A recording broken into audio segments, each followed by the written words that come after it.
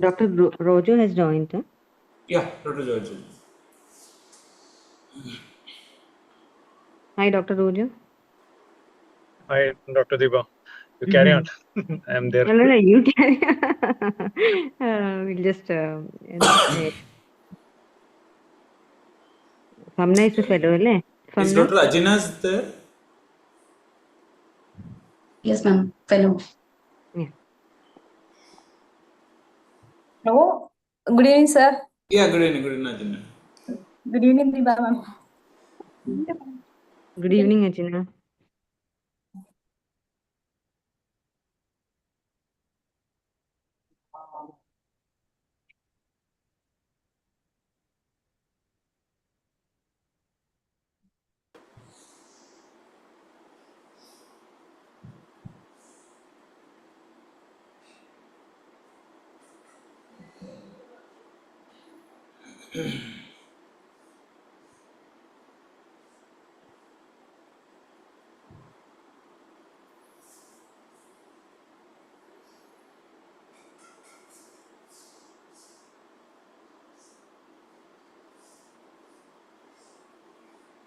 Dr. Binish, etra time? 45 minutes, no? No, we should finish within 9:30. So Okay, preferably 40-45 minutes. fine.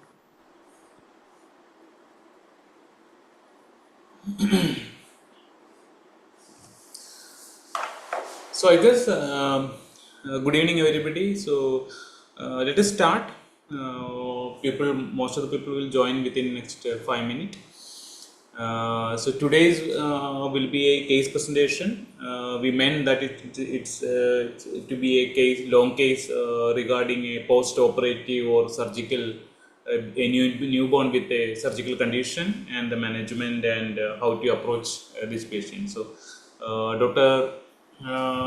Famna will be presenting from ICRA Hospital, Kozhikode, Kerala, and Dr. Diba and Dr. Rojo are the expert panelists and for the guest presentation. So over to you.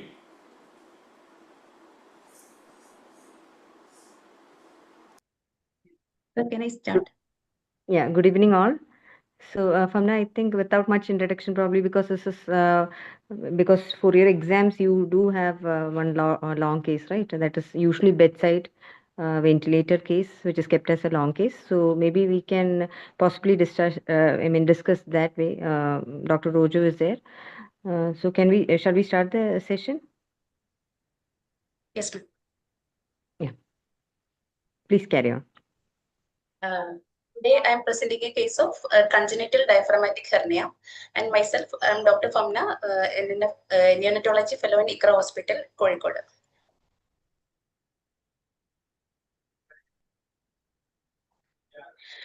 This is a case of a baby ex-born to G2P1L1 mother via normal vaginal delivery at 37 plus 1 weeks of gestation with birth weight of 2.63 kg, appropriate for the gestational age, with anomaly scan showed congenital diaphragmatic hernia. Currently, baby is day 13 of life with off respiratory support and feeds are tolerating. Major issues during NICU stay. It's a left side CDH, underwent surgical repair, persistent pulmonary hypertension, hemivertebral, and crossed fused ectopic kidney. Coming to antenatal history, it is a singleton male baby born to 26-year-old G2P1L1 mother via spontaneous conception. And baby was delivered on January 2nd, currently day 13 of life. It is baby born to non-consanguineous married couple, and she has been married for the 6 years. LMP was April 16, 2025. Regular cycle EDC was 22nd January. And her first child was full-term normal vaginal delivery, 2.7 kg, male baby, 5 years, currently doing well. And there is no medical illness prior to the pregnancy. In the first trimester, pregnancy was confirmed by urine pregnancy card test. Pre-pregnancy weight was 56, height of 158, BMI was 22.4. She was booked at nearby private hospital, Kozhikode. Folic acid was taken and serology was negative, tested for HIV, HBsAg and VDRL. There is no history of fever, rashes or chronic medical illness. NT scan done at 11 weeks was normal. Second trimester, she has taken iron and calcium supplements. TD vaccine was taken. Quickening felt at 22 weeks. No history of pregnancy-induced hypertension and gestational diabetes mellitus. Then anomaly scan done showed heart shifted to right side and herniation of the small bowel in the left hemithorax. LHR was 1.6 and observed to expected LHR was 38%.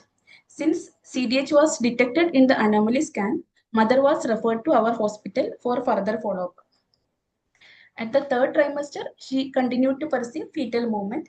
No history of fever, rashes, dysuria, false smelling discharge, or bleeding PV. Growth scan done last trimester showed at 36 plus 2 weeks left-sided CDH, AFI of 15.2, Doppler done was normal. Natal history, baby was delivered via normal vaginal delivery, spontaneous labor at 37 plus 1 weeks of gestation. Baby Sorry, cried. Samya, can I interrupt? Yes, ma'am. Yeah. So maybe here you have described beautifully the antenatal history. What more information would you want from the sonologist or from the obstetrician? That LHR ratio usually if the CDH isolated or whether it is associated with other congenital anomalies, then they will mention about pulmonary artery diameter or McCune index.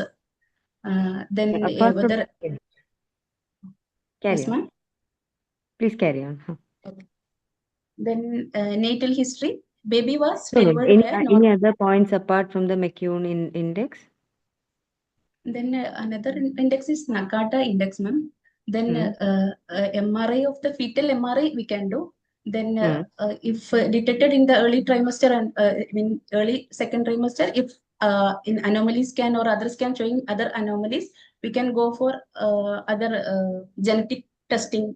Yeah. So maybe you can all the participants any queries or answer to these questions, please put up in the chat box. So one possibly you would like to know about the other anomalies in detail. Any other antenatally picked up anomalies other than the CDH, is it not? So was it mentioned? No, ma'am. Only So other anomalies were picked up, right? this scan showed only left side CDH. Okay. Now, fine. When was the scan taken? Anomaly scan? Anomaly scan done at 22 weeks. 22 weeks. It was not done at our hospital. Okay. Till that point of time, this mother was under follow-up from different hospital, right? Yes. After picking up the CDH only, she got referred to a tertiary center. Yes, ma'am. Okay. Now, like you are the pediatrician on call in the labor room, and you have been told that there is a CDH delivery expecting. So, what are the other points? In other way, probably the usual question. What are the antenatal predictors of good prognosis or poor prognosis in CDH? So, if already confirmed or in anomaly detected CDH, we will ask for the prognostic factors like LHR ratio, whether it is mentioned in the scan, baby's weight, and other anomalies are there or associated. Okay. So maybe in this particular baby, what are the better factors and what are the concerning factors, with respect to the antenatal scan in this particular baby?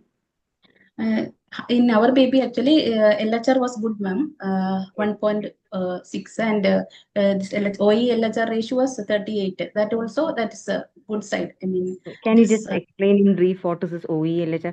Dr. Rojo, please feel free to add on.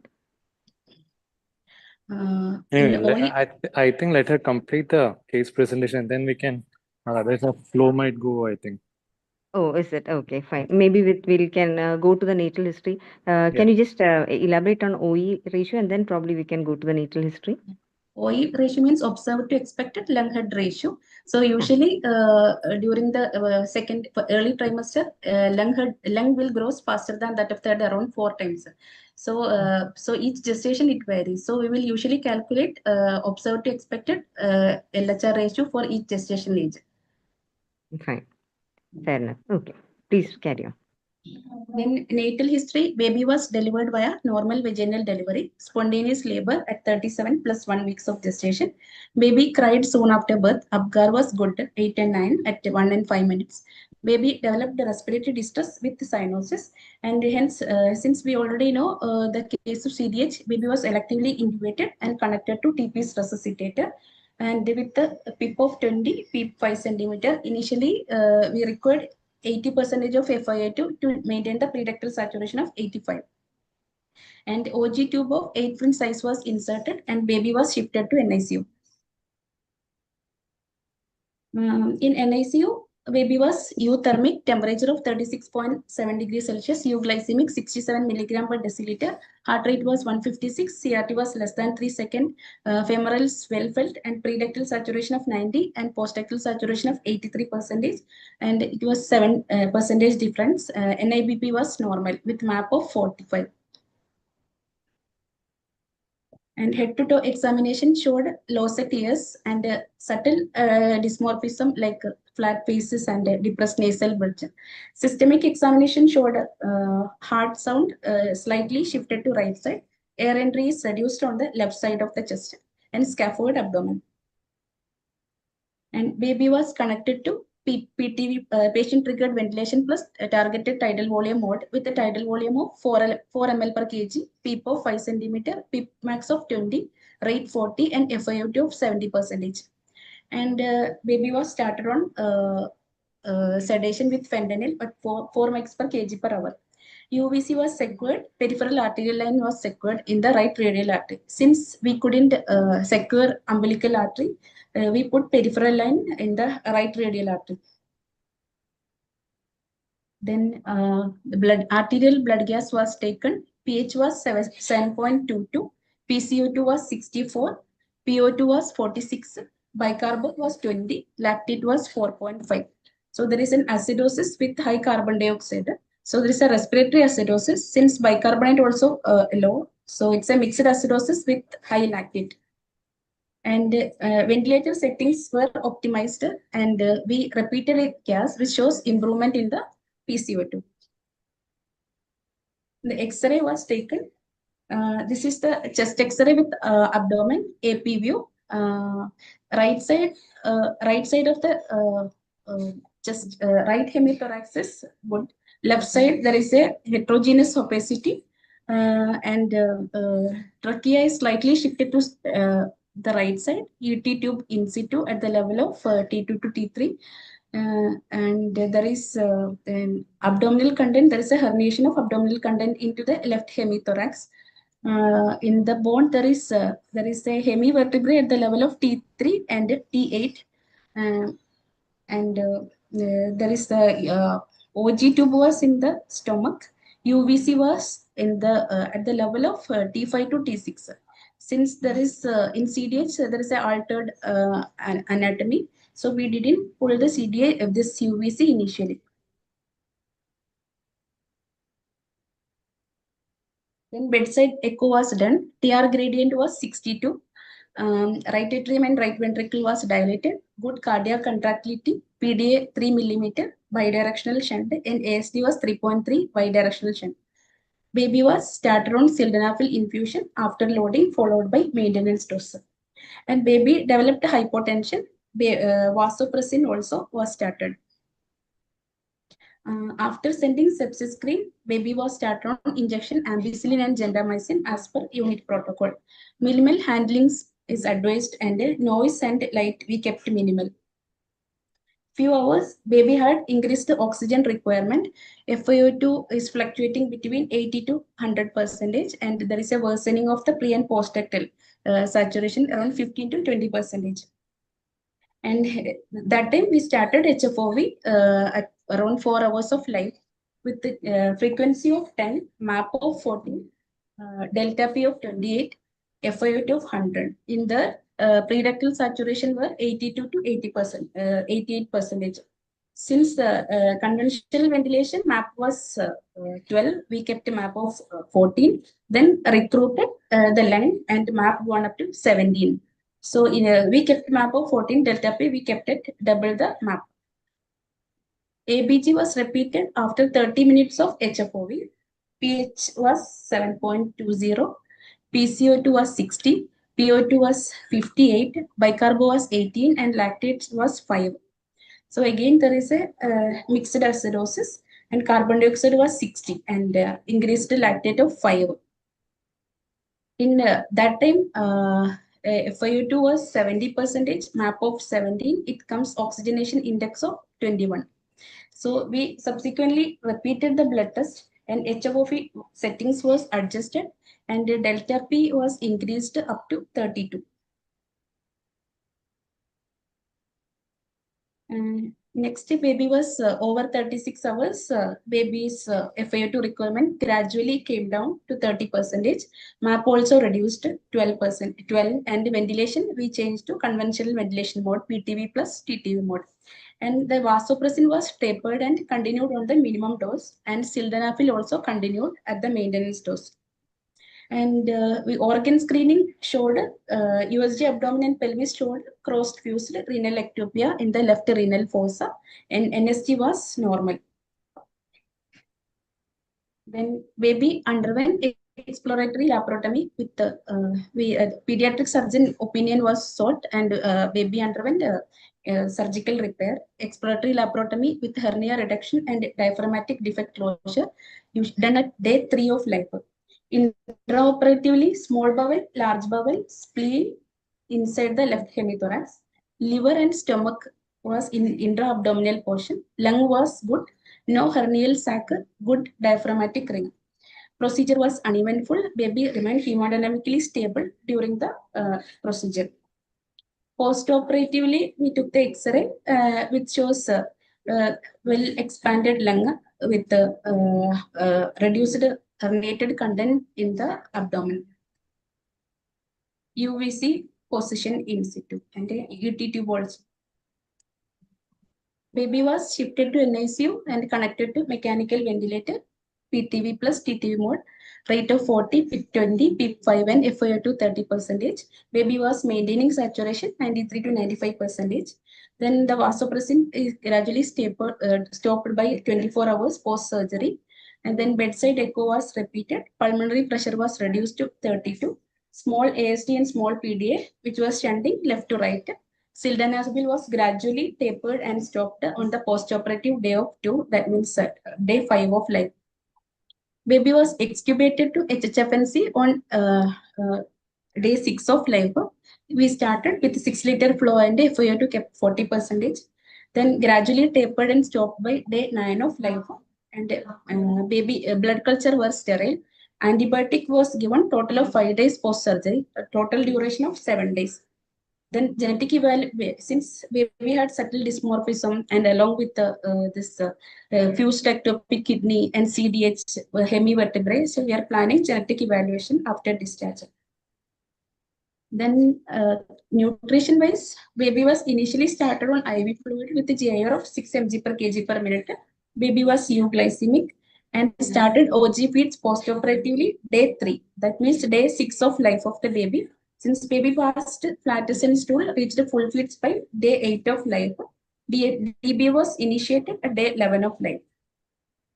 This is the case of male baby born to non-consanguineous married couple to G2P1L1 mother, normal vaginal delivery, cried soon after birth with a birth weight of 2.63 kg, appropriate for the gestation, antenatally detected CDH left side with bowel and spleen content, with persistent pulmonary hypertension associated with vertebral and renal anomalies, underwent surgical repair on day 3 of life after initial stabilization. Currently, baby is day 13 of life. Vitals were normal. Anthropometry also within normal limit with weight of 2.6 kg, head circumference 33, and length of 46 centimeter. Head to toe examination, low set tear and subtle dysmorphism. Systemic examination within normal limits.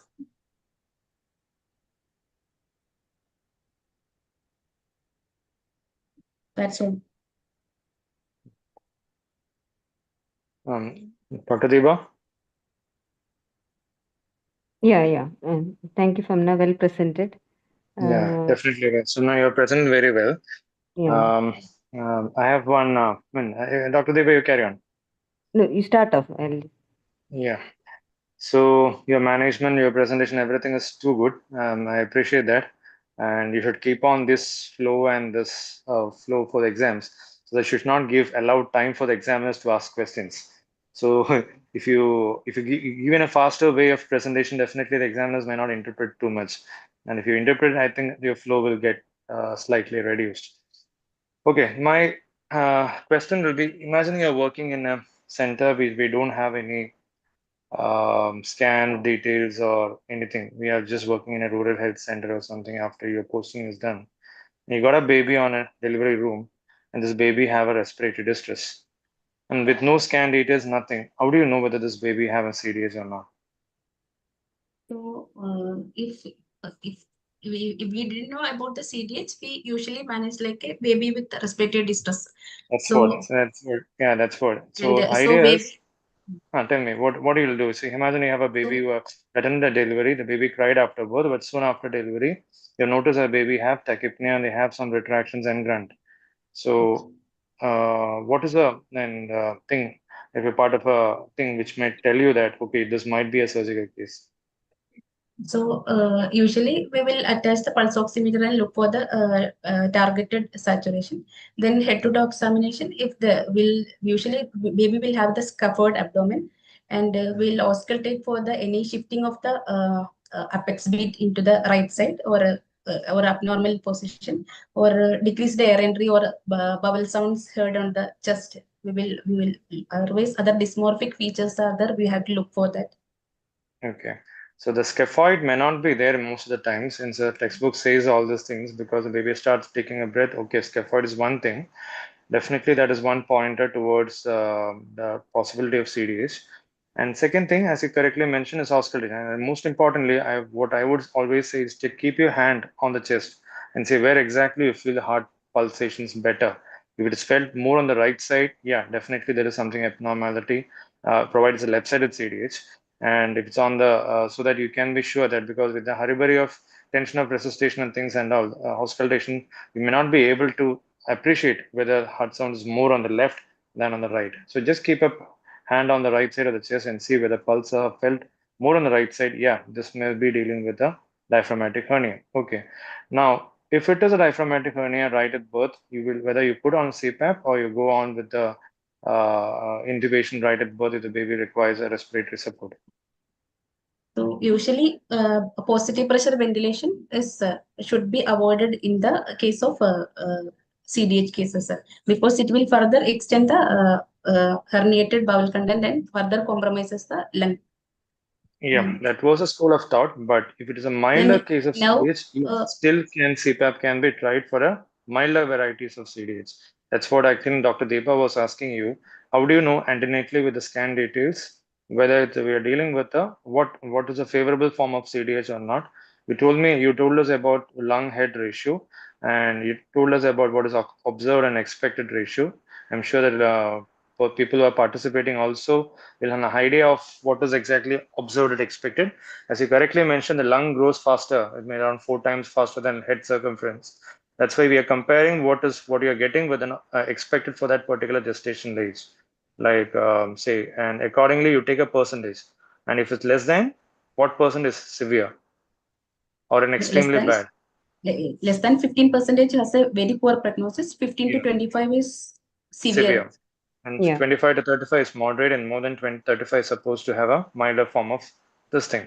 So that Okay. is based on the lung head ratio. And Dr. Deva also asked about other predictors. If you ask me, what are the other predictors to say that, yeah, this baby with diaphragmatic hernia might have a good prognosis or might have a bad prognosis?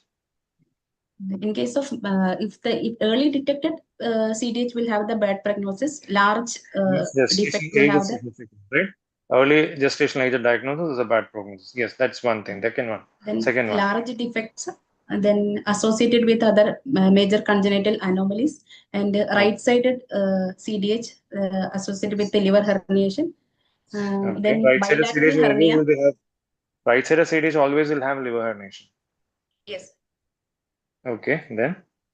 Then bilateral hernia will have the, Yeah. CDH will have the bad prognosis. And Okay. then antenatally that fetal MRI, fetal lung volume we can assess.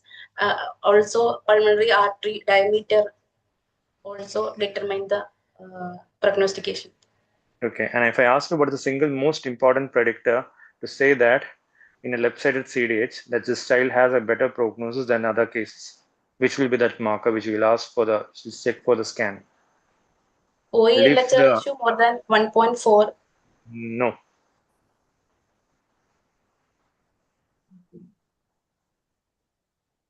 It's actually the absence of liver. Absence of liver. If the left-sided CDH, if there is no liver herniation, that is the single most predictor which tell you that you are dealing with a better prognostic form of CDH. LHR can vary because depends upon the inter-observer variation can be there. Depends upon the person who takes that particular value. The valuation can differ. So if I ask you the single most predictor for telling you that this child has a better prognosis could be a liver absence of liver herniation in a left-sided CDH. Okay. And you might also ask for your another things like what you and mention in the history your AFI is 15, right? What does that Yes. tell you that? Why do you look for AFI? If this case is 15.2, it is adequate. So No, usually this high risk pregnancies, according to the guideline, after 32 weeks, every second weekly they will follow. So no. I understood that. Why are you looking for AFI? Polyhydramnios. okay, sometime because of this herniated this thing, it will polyhydramnios may develop because of this compression. Maybe not able to get because of the bowel obstruction, polyhydramnios may develop. So Okay, that that is also. that is one thing. I think Dr. Deba wanted that answer. One more thing is there. One more thing is there which may you ask for sonological reports. Is there any chance of hydrops? Right? If Yes. you have a hydrops fetalis in CDH, that is a grave sign. Why does a hydrops develop?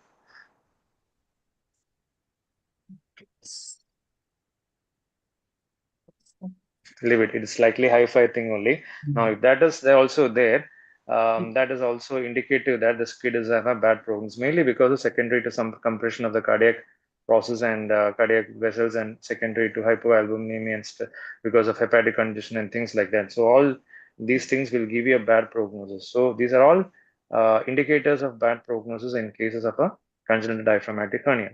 Now, if you ask me, and Dr. Deba, if you have any questions, you can ask. Just Or to add on, any other organ involvement or organ herniation, which is included in the which can be included in the prognostication apart from liver, Famna? Like we have been talking about liver herniation, which is definitely the important prognostic indication. Any other organ, no, which is intra-abdominal, which if it herniates in the thorax, uh, can indicate a poor prognosis. Kidney. no, Stomach. So, stomach is again, that is probably the not the upcoming one, but that is one they have actually scored based on the position of stomach and all. They have mentioned that if the stomach, if it appears in the right quadrant, no, right hemithorax, that indicates a poorer prognosis. So, apart from liver definitely is the most important prognostic factor. So maybe it is good to know that there is one more organ which is coming up, which if in the thorax in the antenatal scan, that indicates a poorer prognosis. And one more thing, like we have talked about the OE ratio. No, is there any difference in the OE ratio when you compare left versus right CDH? It should be there, ma'am, because Yeah. So you say less than 15 indicates very severe, very poor prognosis or severe chance of disease process. Similarly, they say if in right CDH, they say around 45 to 50% is they have got a higher threshold, meaning any value less than the OE ratio less than 50% that indicates a severe nature of the disease, right? In apparently right has got a poorer prognosis when compared to left. So that is why the threshold also, no, OE, and which is the lung you take for OE estimation? The lung volume estimation? that is area opposite to the herniated side. So Yeah. largest longitudinal diameter, say midline transverse diameter. Yeah. So which is the lung which is affected in CDH? Usually both lungs will be affected. Which side Very the good. hernia is? more affected. Yeah. So I mean, so probably this was one thing, no, which I learned very late during my training days. So this is CDH basically affects both lungs, right? But one side is more affected, but the other lung is also affected. So you are dealing with probably two hit issues. Fine. Carry on, Ruj. Yeah. So that is there. Now, if you have an antenatal picture of something of a picture similar to CDH, is diaphragmatic hernia is there. Can you just mention two probable DDs which might mimic CDH? It's a slightly tough question. Anybody can answer, no problem. Please answer in the chat box. I mean, no answer so far. Cystic Anti adenoid malformation of the lung. Yeah, so Yeah, it can be any intrathoracic mass lesions. Yeah, definitely can mimic CDH. Then second one.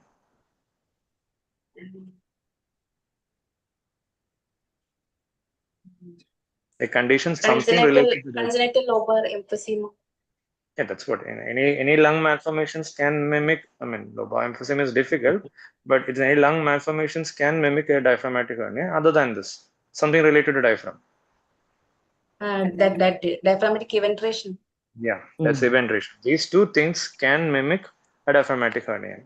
Now, it's now you told me regarding the lung malformation, and how do you know actually what is there inside the lung is actually a bowel, is not a mass from the lung?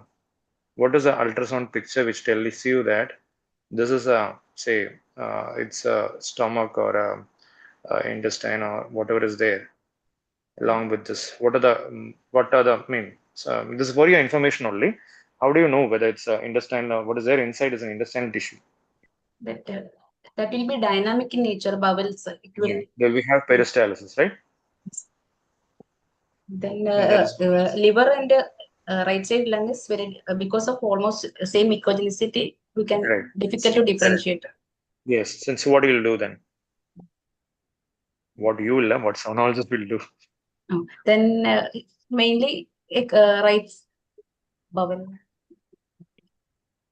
So what they actually do, levels. no, what they actually do for this thing is actually they do a color Doppler and find out what the course of hepatic arteries is. And they follow up the intrahepatic artery and then they'll identify where exactly the artery course is.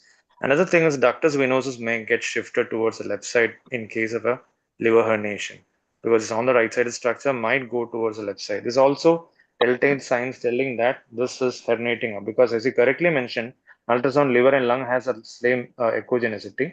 A portion of left liver may be there in the left sided CDH, but to identify it, the main way of doing it is by follow the vessels and that may tell you that what exactly the structure is inside. And if it is a stomach or intestine, they'll have a peristaltic content in there. Movement is there, and that will also give you an idea that it's not a thoracic mass; it is actually an intestinal mass. And more importantly, as Dr. Deva mentioned, there will be absence of stomach shadow in the tummy, and there will be an presence of stomach shadow in the thoracic cavity. Okay. Okay, these are things which we go with antenatally, and once your baby is delivered, you told me about almost so many things about the delivery room management, things like that. And my question is there any role for a fetal therapy and I mean, role for any fetal therapy in case of diaphragmatic hernia? And what are the therapies which you know of? And what is the rationale behind the therapy? Currently, that fetal therapy is available, sir. So fetal endoluminal tracheal occlusion, usually done at 26 to 28 weeks, sir. And the exit procedure at around 34 weeks of gestation. And so we have to, according to the total trial, we will occlude with the help of latex balloon, we will occlude the trachea at the bifurcation that helps to lung to grow. So we can prevent the lung hypoplasia. So pulmonary helps in lung morphogenesis and also reduces the herniated content, reduce the size of herniated content. Okay. So how will you Since you actually mentioned, choose the patients? Yeah. How will you choose the patient? Like, will you, and what does the recommendation say? Like, for all babies with antenatal CDH or any special subclass or like Usually, that? that trial shows severe CDH babies are more benefited comparing to moderate CDH. So that we have more evidence for babies with severely affected OE ratio and severe disease.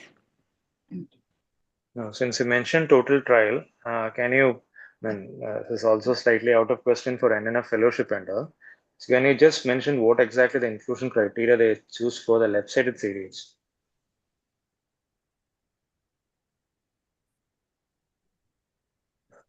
I know it's a tough question. It's a very, very tough question, I think. So basically what they did was participants. We see no chat actually. The chat box is empty. I think we are only chatting, I think. The chat box they cannot access, but they can enter in the Q&A box. So there are few people have answered in Q&A box. Oh.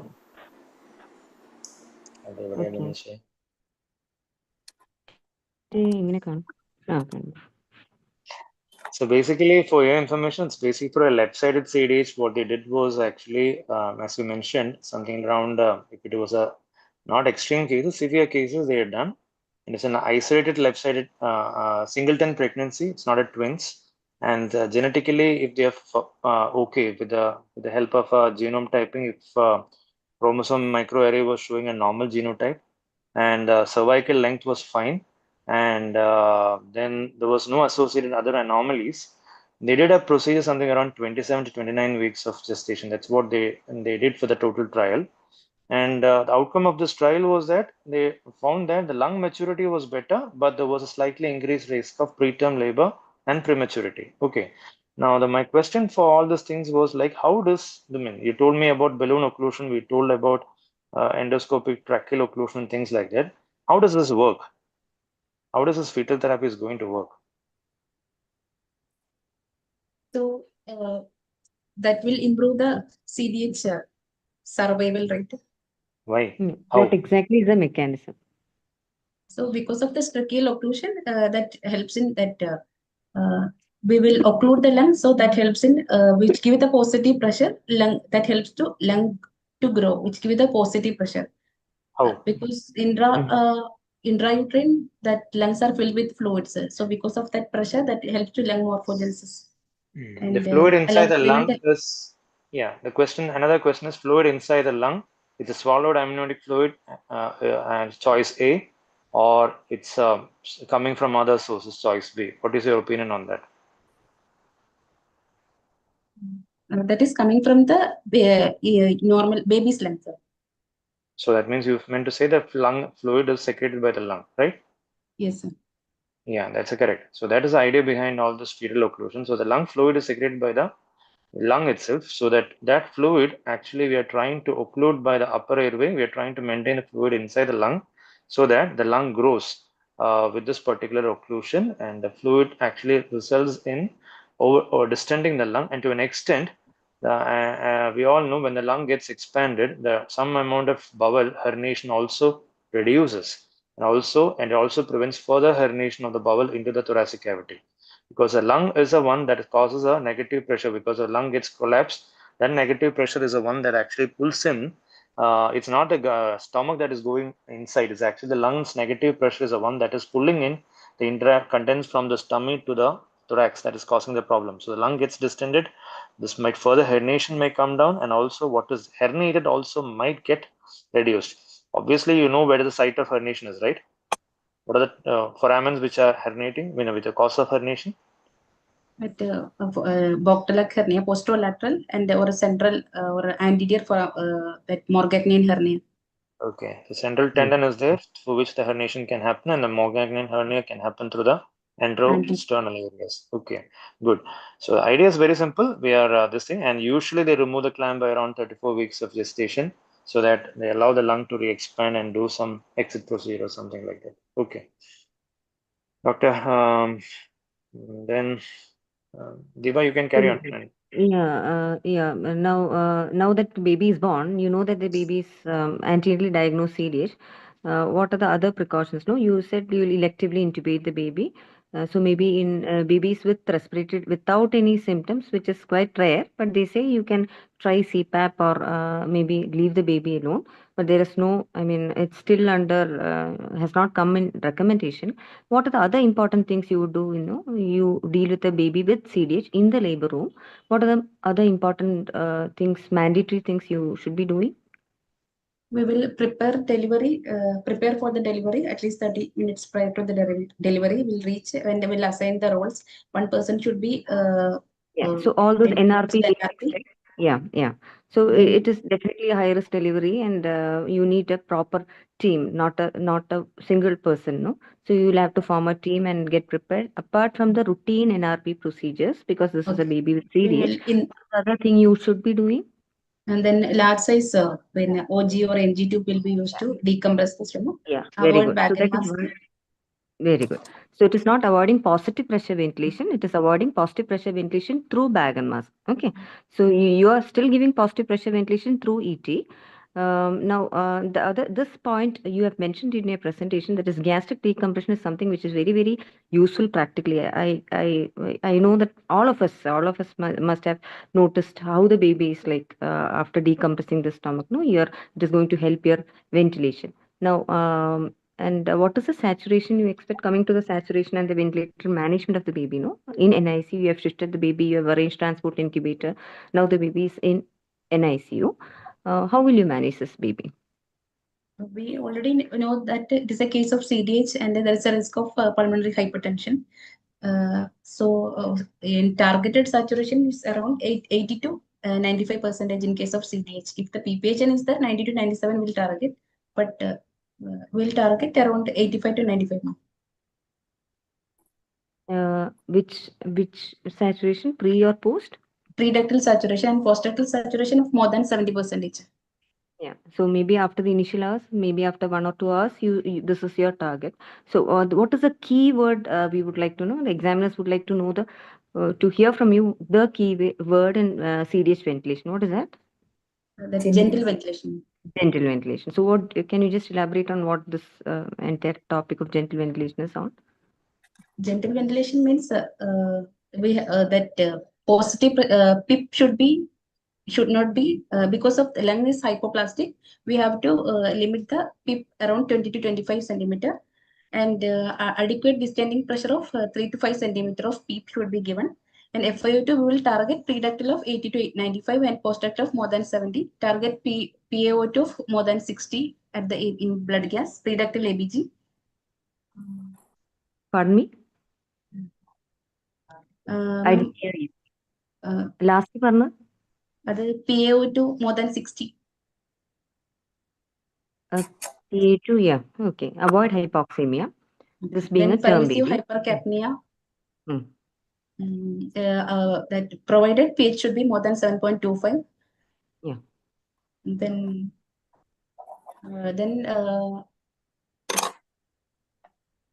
fair enough. So, which mode of ventilation would you prefer? Is it a conventional ventilation or high frequency?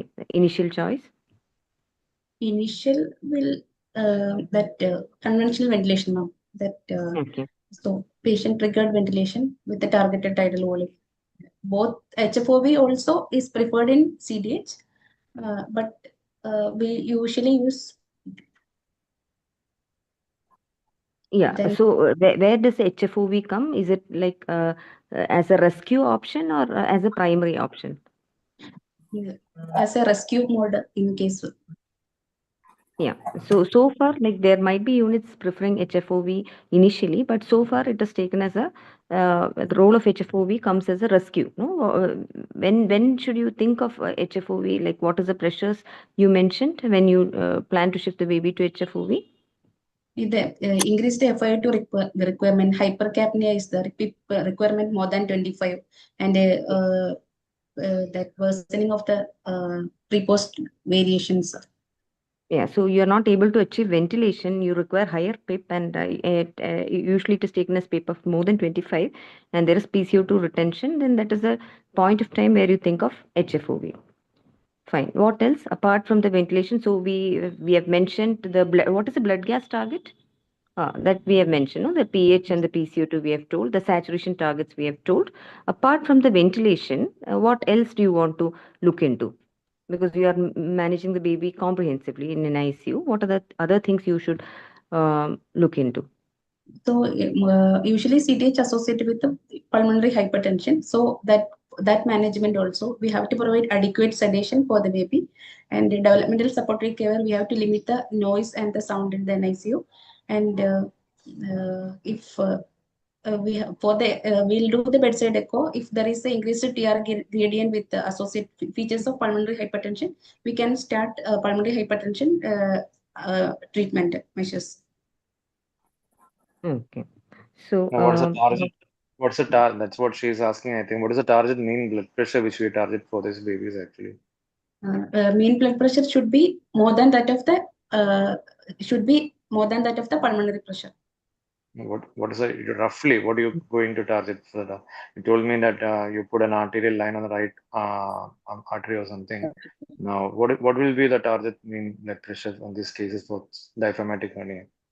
For that matter, any cases of pulmonary hypertension, what will be a usual target for BP?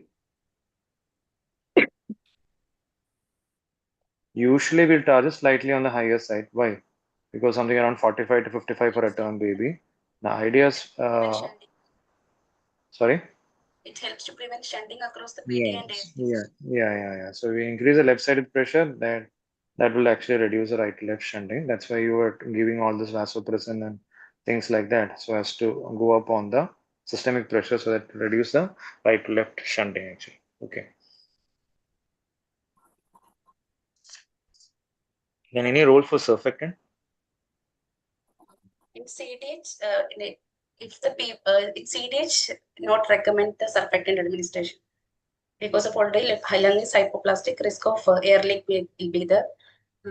But other cases of PPHN like secondary to parenchymal lung disease, surfactant is advised. Okay. Any role for INO? INO role is there, ma'am. So if the OA index is more than 20, we can consider INO if it is responding to the treatment. If it is not responding, no need to continue INO therapy. It is slightly controversial. Usually with the CDH. Yeah. So you start an INO provided there is no features of what in echo. Like INO is usually relatively contraindicated if there is.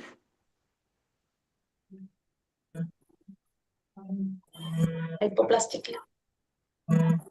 If there are features of LV dysfunction, INO actually can cause increases pulmonary venous hypertension and also INO is not it is contraindicated as to say.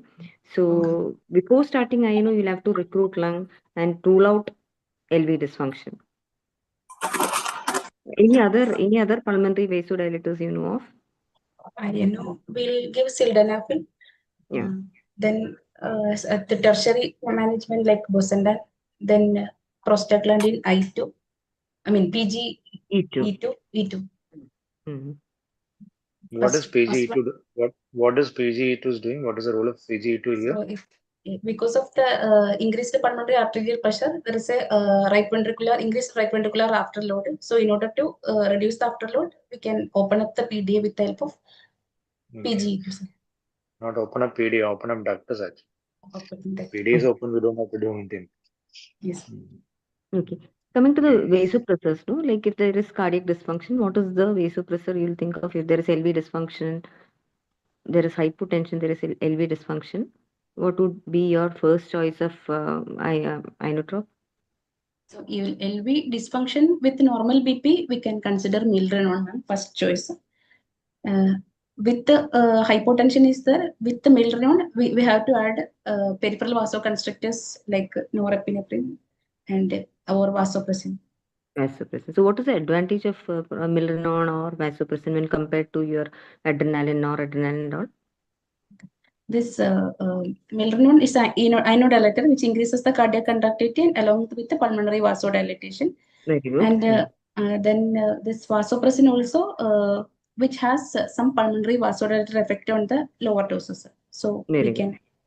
So yeah, both these are the actual preferred inotropes, but every unit practice varies, and adrenaline still is the preferred one in few units, and that depends on the clinical scenario. We cannot tell one is better over the other, but we need to know that both milrinone and vasopressin, they've got some amount of pulmonary vasodilatation. Now, not to forget our euglycemia, eucalcemia, and all those things. No, the supportive management is very very important, because we were talking about the ventilator management. Now you're on daily rounds.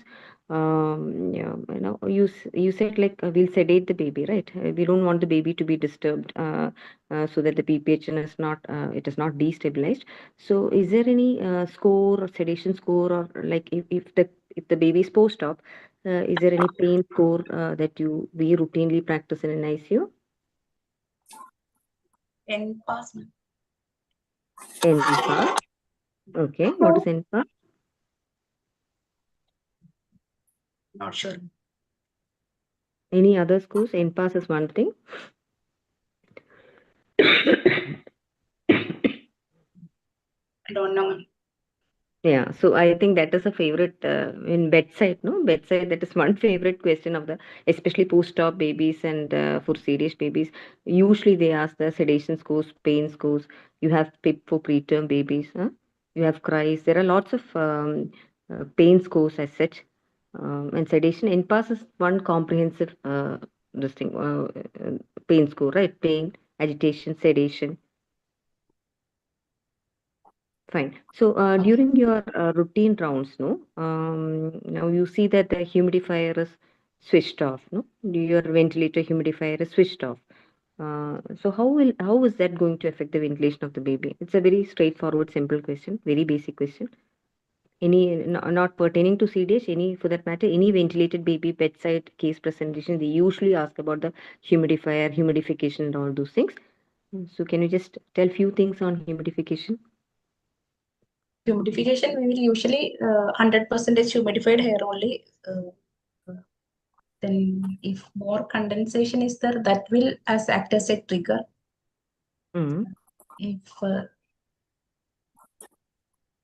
Okay, that is one important area we should be reading on. Like they usually ask about what is the temperature of the humidifying chamber you want to set, and what is the we know that there is a temperature probe at the other end, no, close to the baby end. What is the temperature you want at that end versus what is the temperature you want to achieve at the trichal point?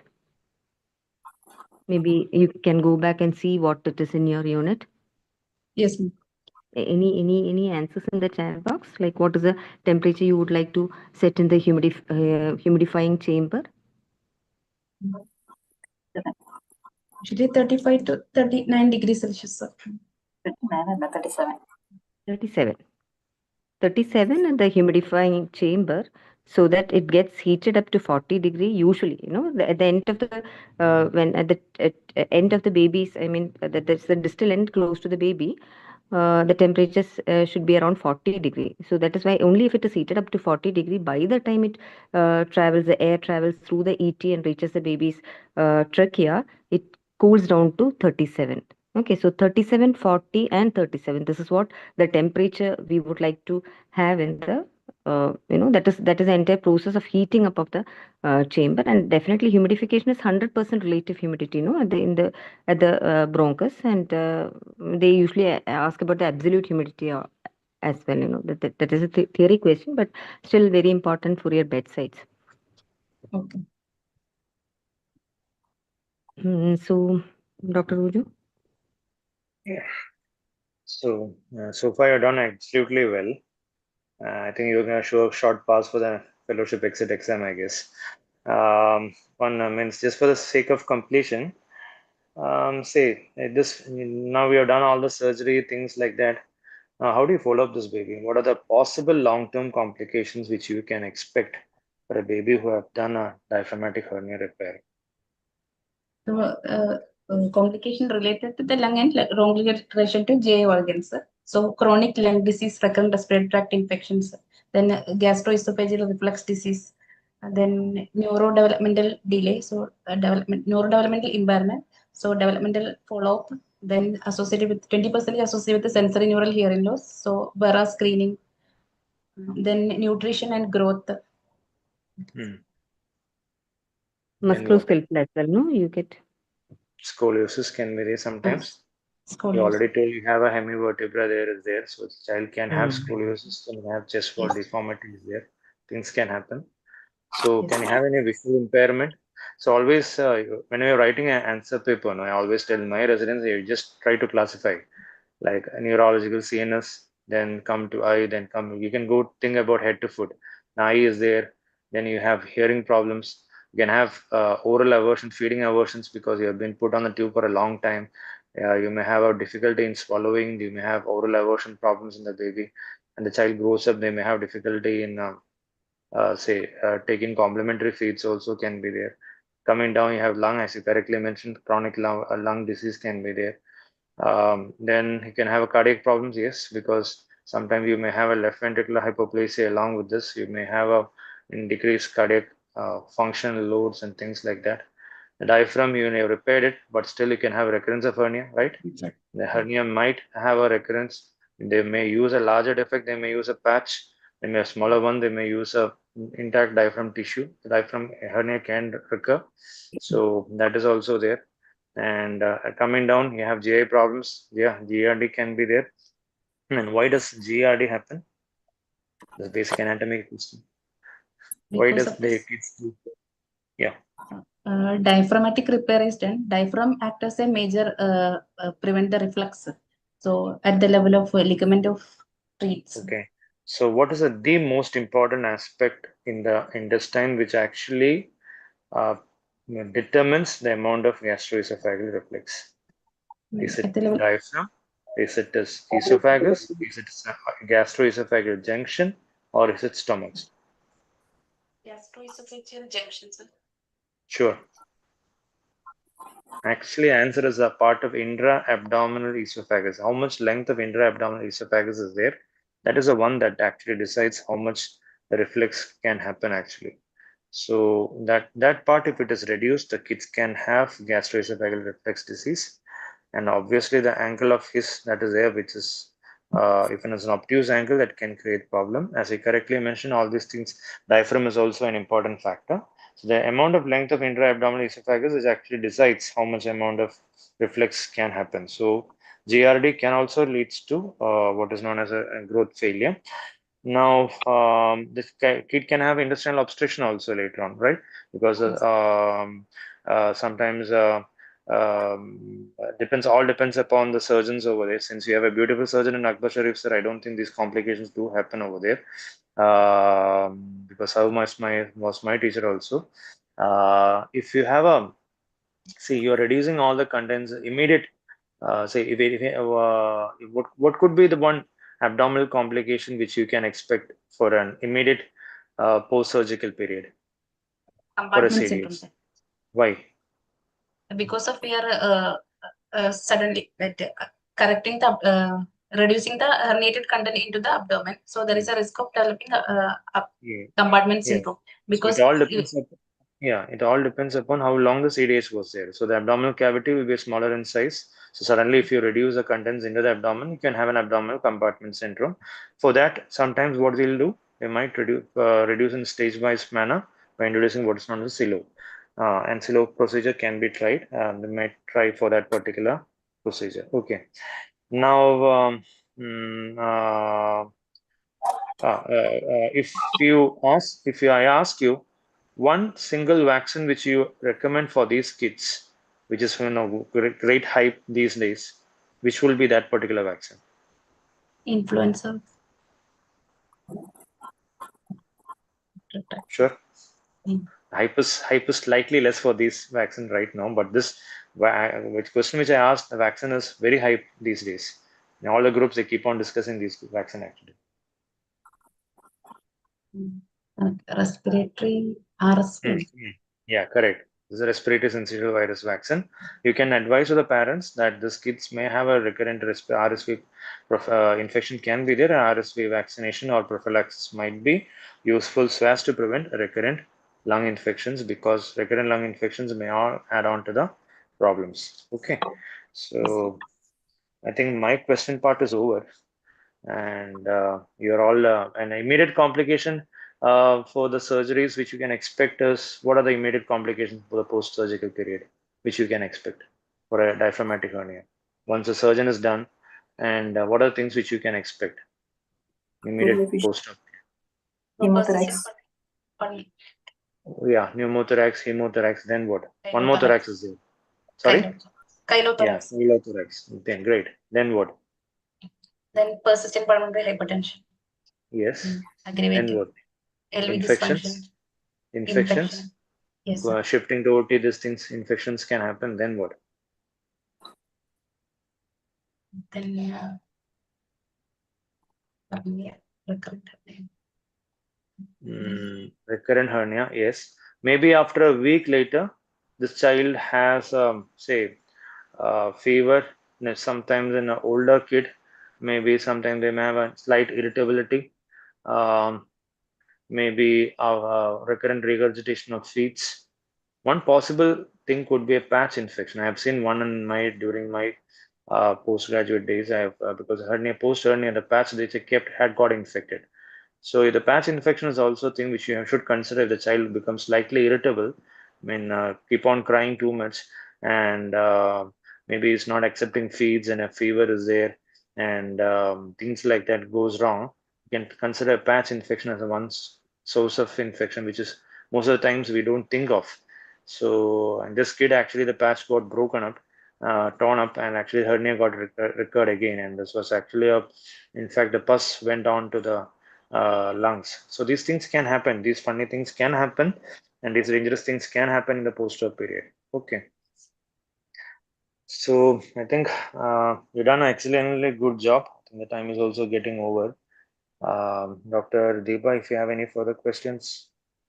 No, I think, Just do we have time, Dr. Benish, or are we done with this? I just wanted to ask at the counseling part, that's all, the common, if We you can have. take 1 or 2 minutes, no issues. Yeah. So from now, suppose I am the mother, I'm the mother, and how will you go about counseling me? Because no, like we are at the time of no, because we have discussed all the how to follow up this baby. Probably, because I'm seeing this baby on day one. I've come to an ICU. I've seen my baby. I'm really worried. How will you counsel me? Council because I mean, will can I shall be the mother? You can just counsel me in because there are other participants probably will counsel in English, but can you? I just want to I mean post ask about the surgery. format of counseling or yeah, pre-surgery. Okay, pre-surgery. And so I'll introduce myself, sir. Then Ready? I will. Ready? First of all, I'll ask about they knew anything regarding this scan report. So I will explain what is the CDH for them, and so I'll draw a picture and explain the anomalies for them, and they will make them understand. Mm. Then later, I will console them like there is if you have to deliver in the tertiary care center, if the adequate support is there, it is around 80% of survival rate is there. So initially we have to stabilize the baby. Immediate first few days it will be difficult for them, and after stabilization, the surgery most of them will be successful. But adequate follow-up should be there regarding the lung part and J part. Yeah. Then we'll have to. I mean, we'll have to follow a particular format. No, it is excellent that you started off with greeting the mother. You asked about their general awareness of the baby's condition. You listened to them. So they, generally we say GALPAC, right? Greet, ask Then what their background knowledge about the babies, then listen to what their concerns are. Then what does P stand for, which we often tend to forget? P actually then stands for we praising the mother. reciprocate. No, yeah, very good. You have come, you have finished. I mean, you have just delivered a baby and you have come all the way to a nice you will have to shower on them. I mean, that is actually motivating for the mothers, no? Then then you'll have to elaborate on what the baby's your perspective, your whatever statistics your institute has, and maybe in a positive manner. At the same time, hinting at the possibilities of the complication and all those things. Then you'll have to cross check what they have understood, right? So that Yes, ma'am. finishes out the entire counseling part. Yes, ma'am. Excellent presentation from now. And during counseling part, one more point we would like to stress is that the mother should start expressing, because the baby might be Yes, kept ma'am. NPU or for initial 1 week or whatever the duration of period is, like not 1 week. That is not the message I would want to convey. Anyway, at least for the initial 48, 72 hours, depending upon the post-operative course, the baby would be kept NPU. But it is very, very important that we counsel the mothers about the expression of milk, right? So that is one point definitely we will have to convey to the mothers. Yes, ma'am. Yeah. Excellent presentation from them. Well read and well presented. Thank you, ma'am. Any Shamna, queries you from? yeah. Shamna, you did a very good job. I think Thank the you, sir. credit goes to your mentors also. Yeah. Yeah. And one final last question. If I am the father, what are you going to counsel me? I'm really worried about so many things. You told about the counseling of the mother, and as father, I will be worried about other things other than the what you told about the mother. Just one point. Regarding that cost part also, I will explain. And That's the financial part is important because we need to know that is also part of an counseling which we have to build up because since you're working in a private setup, you will have to find at least they should not tell you that I was not aware of the cost, I was not aware of this much things like that. Okay. Okay, and last thing, if I ask you if it's a chance of recurrence for a next pregnancy, usually around 60% will be, sir, isolated cases, sir. So associated other congenital anomaly, chance of recurrence will low, sir. okay, thank you. Have a great day. Good night. Thank you, sir. Thank you all. Dinesh, we can kind of like. Thank you. You can just Okay. speak. Thank you, everyone. Thank you. Thank you, everyone. Good night.